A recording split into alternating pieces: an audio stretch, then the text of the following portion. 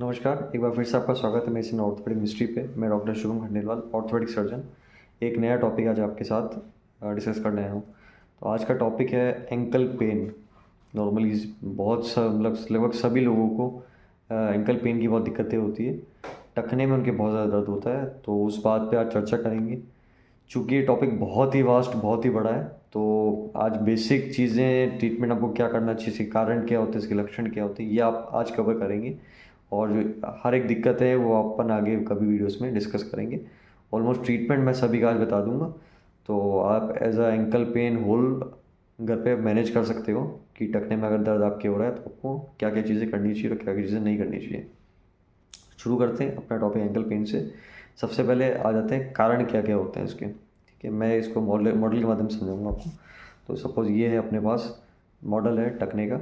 ठीक है, तो क्या होता है ना कि ये जो अपना टखना है, एंकल जिसे बोलते हैं अपन। ठीक है, तो यहाँ से एक मांसपेशी आगे जुड़ती है यहाँ पे, जिसको कहते हैं यहाँ पीछे की साइड टेंडो एक्किलिस नाम से। आपको नाम तो ऐसे बता दिया मैंने आपको जानने के लिए। तो ये जो आके जुड़ती है, तो यहाँ पे जो अगर मुंह मांसपेशी यहाँ पे फट जा रही है इन केस, और यहाँ पे फट जाती है, तो उसकी वजह से भी टखने में दर्द रहता है। इसको हम टेंडो एक्किलिस टियर बोलते हैं। और उसी मांसपेशी में जो यहाँ पे आपके कैल्किनियस नाम की हड्डी पे आगे जुड़ती है, उस पे अटैचमेंट पे भी कभी कभी सूजन होती है। दो कारण तो यहाँ हो गए कि आपकी जो मांसपेशी थी वो फट गई अपनी जगह से, और इस मांसपेशी में ही सूजन आ गई। कैसे हो सकता है ये लंबा आप चल रहे हो, बहुत ज़्यादा खेलकूद कर रहे हो, बहुत ज़्यादा स्पोर्ट्स में आप इन्वॉल्व हो, सडनली आपने पैर रखा। जो मिलिट्री वाले लोग, मिलिट्री के जो पर्सन्स होते हैं, military officials, military army persons होते हैं, उनको जब वो चलते हैं, जब वो बहुत ज़्यादा मार्च करते हैं, तो उनके भी इस तरह का फ्रैक्चर और इस तरह की सूजन आना स्वाभाविक होता है। तो एक दो कारण तो ये हो गए। इसके अलावा कारण आपके हो सकते हैं फ्रैक्चर, अगर आप यहाँ पे कोई हो, इस हड्डी का हो गया हो, कैल्किनियस नाम की हड्डी का, या उसके ऊपर जो दो हड्डियाँ होती हैं इनमें से किसी का फ्रैक्चर हो गया, तो ये एक कारण हो सकता है इनका फ्रैक्चर होना। ठीक है, फ्रैक्चर के अलावा और क्या हो सकता है, पहले से आपको गठिया बाय है, इंग्लिश में बोलते हैं रूमेटॉइड आर्थराइटिस है, उसकी वजह से यहाँ पर मांसपेशी में सूजन आ रही है, मांसपेशी हट गई। ऑस्टियोआर्थराइटिस है, जो नॉर्मल गठिया आपको मैंने पहले से बता रखा है। गाउट है, गाउट भी एक तरह का बीमारी होती है, वो भी आपको कभी फ्यूचर में वीडियोस में बताऊंगा अपने। अभी आप ध्यान रख लो कि गाउट में भी इस तरह की सूजन वगैरह आ सकती है और टखने में दर्द रह सकता है।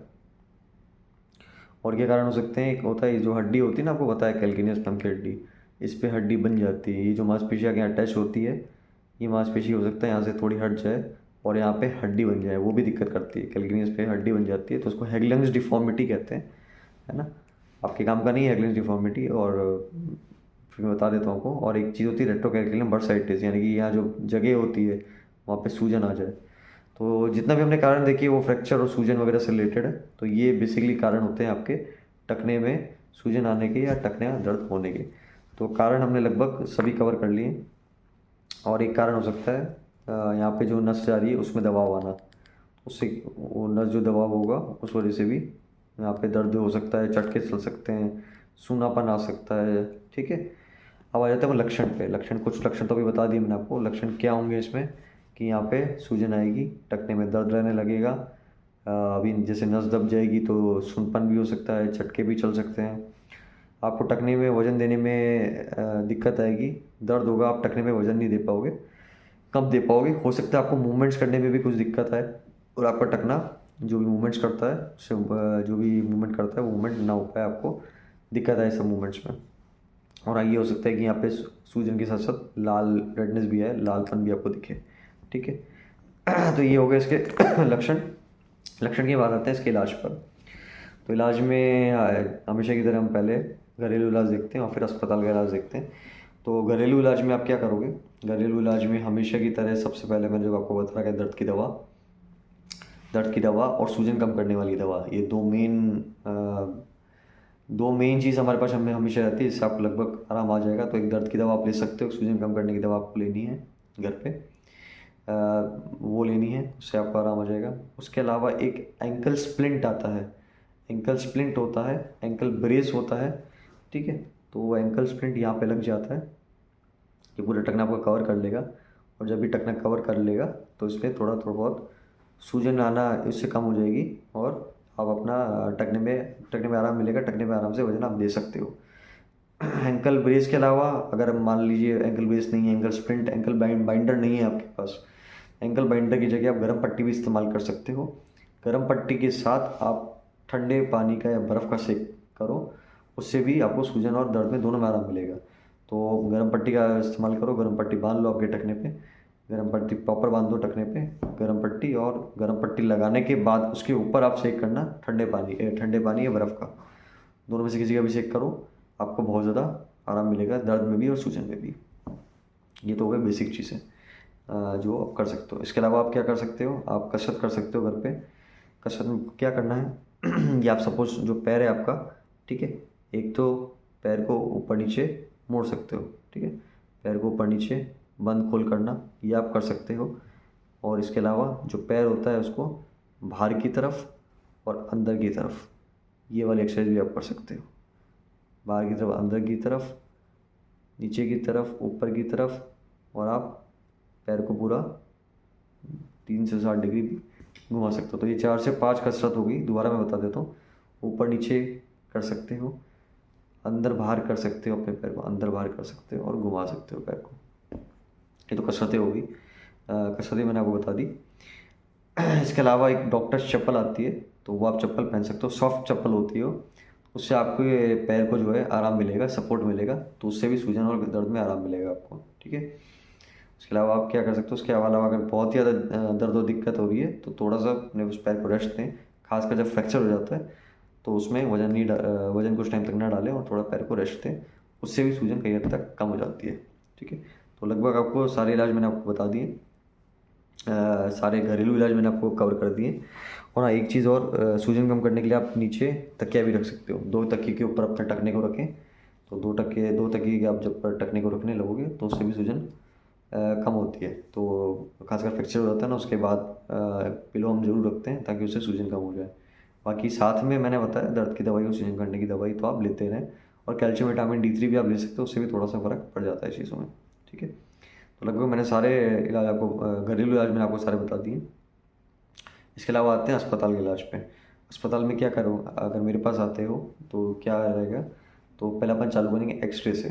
एक्सरे कराएंगे, MRI कराएंगे, देखेंगे कारण क्या है, पहले कारण अपन पता करेंगे, और अगर फ्रैक्चर वगैरह है मान लो तो प्लास्टर वगैरह लगाएंगे, है ना। और अगर नहीं है और कोई दिक्कत है तो उस हिसाब से अपन आगे इलाज की तरफ बढ़ेंगे। और क्या, अब जैसे कंडीशन वाइज इलाज आ जाता है स्पेसिफिकली, जो भी आपको बताया मैंने लगभग वो तो हम भी करेंगे कि दर्द की दवाई गोली वगैरह, एंकल ब्रेस में एंकल स्प्रिंट वगैरह लगाना, वो चीज़ भी हम करेंगे। एक चीज़ एडिशनल हम क्या कर सकते हैं कि अगर मांसपेशी में सूजन वगैरह आ रखी है तो एक स्टीरॉयड का इंजेक्शन मैंने आपको बता रखा है, तो यहाँ पे जो मांसपेशी है यहाँ पे स्टीरॉयड का इंजेक्शन दे सकते हैं, उससे आपको आराम मिलेगा। और एक इंजेक्शन मैंने आपको पहले भी बता रखा है, PRP, प्लेटेड रिच प्लाज्मा का इंजेक्शन होता है, वो भी हम दे सकते हैं अगर मांसपेशी अंदर की सबकी फटी हुई और ऐसे हील हो सकती है, तो उस PRP का इंजेक्शन यहाँ पे हम लगा सकते हैं। PRP पहले बता रखा है आपके खुद के खून से बनता है, लगभग 3-4 घंटे बनने में लगते हैं इसको, आपके खुद के खून से बन के तैयार हो जाएगा, और ये हम लगा देंगे। PRP के बारे में भी कभी फ्यूचर में अपने वीडियो में डिस्कस करेंगे अपन, थोड़ा विस्तार में जानकारी लेंगे उसके बारे में भी, क्या होता है, किसके जगह लगाया जाता है। अभी तक के लिए जान लो आप, PRP होता है और हम ऐसे लगा सकते हैं, ऑलमोस्ट आराम आ जाता है, तो कोई दिक्कत वाली बात ऐसी है नहीं। इसके अलावा क्या है, इसके अलावा अगर आपका रूमेटॉइड गठिया बाई की दवाइयाँ पहले से चल रही है वो आपको कंटिन्यू करनी है, तो गठिया बाई के लिए, रूमेटॉइड के लिए दवाई कंटिन्यू रखनी है। अगर ऑस्टियोआर्थराइटिस के कारण है, इसका मतलब यहाँ पे जो जॉइंट होता है वो जॉइंट घिस गया है, उसके जॉइंट के बीच में जगह कम हो गई है, तो उसके लिए भी स्टार्टिंग में तो वही कसरत, दवाई गोली और स्प्रिंट देंगे। उसके अलावा क्या कर सकते हैं फ्यूचर में जो फ्यूचर में सर्जरी प्लान होती है, एंकल फ्यूजन हम करते हैं, TTC नील से होता है, कभी फ्यूचर में इस बारे में डिस्कस करूँगा मैं, तो उससे हम एंकल को फ्यूज आपके कर सकते हैं अगर बहुत ज़्यादा बढ़ चुका है तो, ठीक है। फ्रैक्चर केस में आपको बता दिया, फ्रैक्चर में प्लास्टर वगैरह लगाएंगे हम, है ना, प्लास्टर वगैरह लगा के और कुछ टाइम के लिए आपको बिना वजन डाले रखेंगे। उसके अलावा मैंने कारण बताया था मांसपेशी फटने का, तो मांसपेशी जब हमें दिखेगा कि बहुत ज़्यादा फट गई है, सपोज इन द केस आपको समझ में ये मांसपेशी है, तो ये अगर ये फट के बहुत ज़्यादा दूर हो गई है तो हम आपको ऑपरेशन में बताएंगे। सूचर एंकर आते हैं, उस तरह के टाँके होते हैं, वो हम लगाते हैं इस पर। इसका भी ट्रीटमेंट फ्यूचर में डिस्कस करूँगा पूरा, सूचर एंकर लगाते हैं, मांसपेशी लगाते हैं, उस समय भी आपको बताऊँगा, अभी जस्ट एक रैंडमली बता दे रहा हूँ आपको। इस तरीके से हम इसके सारे और अगर एक हैगलेंस डिफॉर्मिटी बताई थी मैंने, यहाँ हड्डी बढ़ जाती है, अगर हड्डी बढ़ गई और ज़्यादा हड्डी बढ़ी हुई यहाँ पे तो उसको काट के निकाला भी जाता है ना, यहाँ की मांसपेशी सफाई करके। तो आई थिंक ये लगा। और एक और चीज़ है कि अगर नस दब जाती है तो उसका अलग ट्रीटमेंट होता है, दवाई गोली देते हैं इनिशियली, अगर ज़्यादा दब रही है तो उसको भी इस जगह से रिलीज़ किया जाता है। तो ये लगभग कारण जो भी मैंने बोले थे आपके सामने, वो मैंने आपको उसके इलाज भी बता दिया है। घरेलू इलाज इसमें आपके लिए बहुत काम करता है, वो मैंने आपको पूरा डिटेल में समझा दिया है ना। क्या करना है मैं एक बार दोबारा रिपीट कर देता हूँ मोटा मोटा, कि दर्द की दवाई है लेनी है, सूजन कम करने वाली दवाई लेनी है, सेक आप कर सकते हो, पट्टा आप बांध सकते हो, पट्टा नहीं तो गर्म पट्टी घर पे बांध सकते हो, डॉक्टर से एक चप्पल इस्तेमाल कर सकते हो, है ना? और तकिए के ऊपर पैर रख सकते हो, और कैल्शियम विटामिन D3 की दवाई भी ले सकते हो। तो लगभग इस चीज़ में सारा का सारा ट्रीटमेंट कवर हो जाता है। ये सारी चीज़ आप कर सकते हो, इससे 95% लोगों को आराम आ जाता है। और एक कसरत जो बताना मैं भूल गया, दोबारा बता देता हूँ, कसरत भी कर सकते हो। कसरत मैंने आपको 2 और बताई है, वो आप घर पे करें। ये सारी चीज़ें अगर कोई इसके बाद भी दिक्कत आती है तो मुझे मैसेज करें, कमेंट करें, कमेंट करके बताओ इसमें अभी भी दिक्कत आ रही है और इससे भी इलाज प्रॉपर नहीं हो पा रहा, तो फिर अपन इसका फ्यूचर ट्रीटमेंट भी डिसाइड करेंगे। और फिर मेरे को अगर कुछ ठीक लगा तो मैं आपको ट्रीटमेंट बता भी सकता हूँ।